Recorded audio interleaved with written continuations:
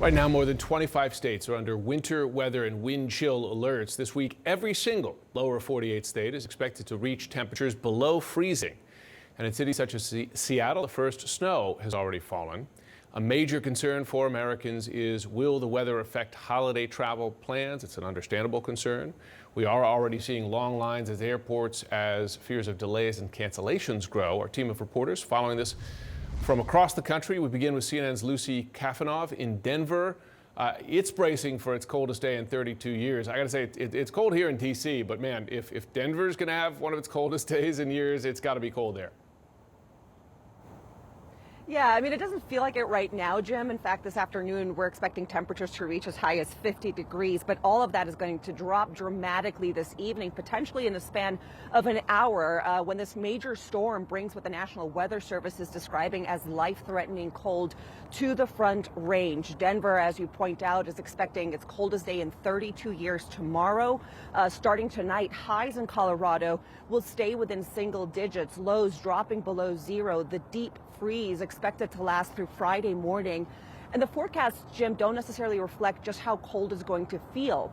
We're going to have wind gusts and snow, and so in some parts of the plains, the wind chill is going to be as low as minus 60 degrees. Frostbite could be caused within minutes due to prolonged exposure. Folks are being warned to stay indoors.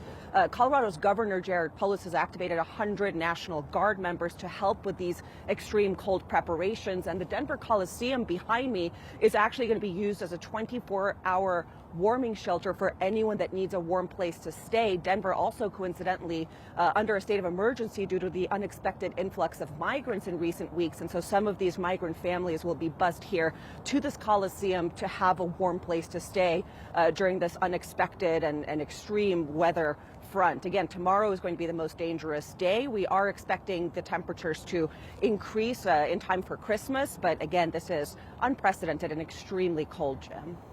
Understood. Looks like it will be. CNN's Omar Jimenez, he's at Chicago O'Hare International Airport. Omar, you said last hour you're not seeing a lot of delays yet, but I wonder, are airlines and passengers thinking it's just a matter of time before the weather starts impacting flights? It's just a matter of time before essentially we see the mass impacts on delays. But on some of those delays, we took a look at some of the FlightAware data, the misery map, of course, that they post. And O'Hare, where we are right now, is actually leading the country in delays, right around 40. So, you know, it's definitely a significant amount, but no real significant number of cancellations at this point, which is what most people would be concerned about heading into these holidays. And right now, while it is cold, it's about 10 degrees outside right now, feels even colder. It's really tomorrow and into this weekend where the combination of snow, wind gusts at 50 miles an hour, and temperatures dropping as low as -30 with wind chill, that combination is what officials fear for people trying to either fly or get on the road for Christmas. And we have people who know or believe that that's coming, and they adjusted, like this passenger we spoke to a little bit earlier. The native Chicagoan knows you have 3 terrible months a year, and we're coming into them now. We were planning to travel on Saturday. When we saw the storm growing, we decided it'd be better to leave before the storm hits because we didn't know what we'd be faced with on Saturday. So we got online to see if we could actually make it work on Monday, and we did.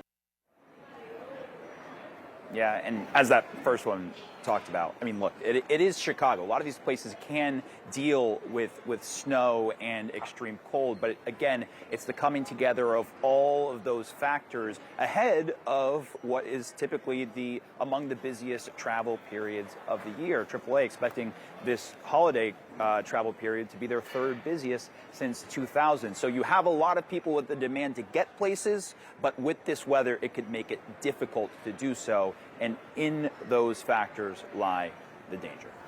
All right, thanks so much, Omar. CNN meteorologist Jennifer Gray, she's at the Weather Center. So Jennifer, who exactly is going to be affected today? Or maybe I should say who's not going to be affected given how big this is?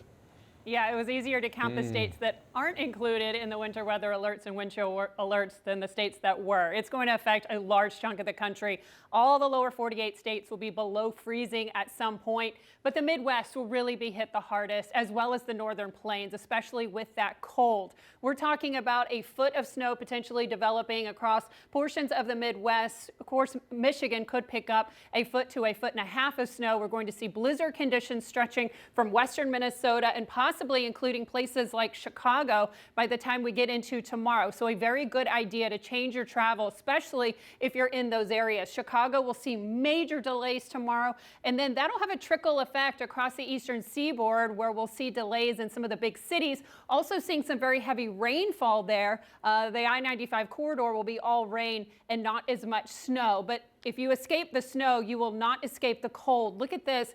Those wind chills down to 32 below zero in Casper. Some areas getting as low as 55 to 60 degrees below zero, and even as far south as Texas, we're going to see temperatures below freezing. This is the hours below freezing for some of our southern cities. Jackson, Mississippi could spend 84 hours below freezing. Birmingham 80, and Houston 46. So we could see pipes burst across the south. And as we mentioned, look at that Denver temperature change, 47 to 14 below zero just between this afternoon and tomorrow morning. Just what Lucy was talking about. Lucy Kafanov, Omar Hamedas, Jennifer Gray, thanks so much to all of you.